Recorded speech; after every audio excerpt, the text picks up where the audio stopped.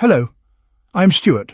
Before we start, we want to share that this video uses AI for graphics and voice, but all the information is manually researched by our team.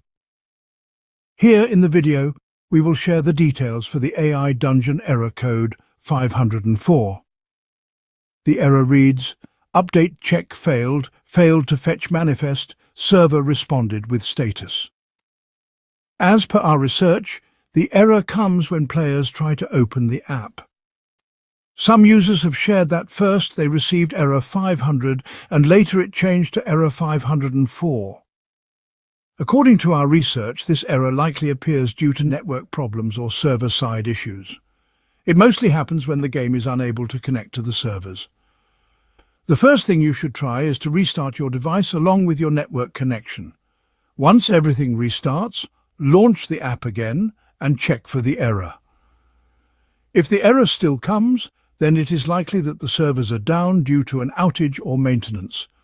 In that case, you should wait for a few hours and try again. Meanwhile, you can visit help.adungeon.com/status to check the current server status. Thanks for watching. This is all we have for the error. If this video helped, don't forget to like, share and subscribe.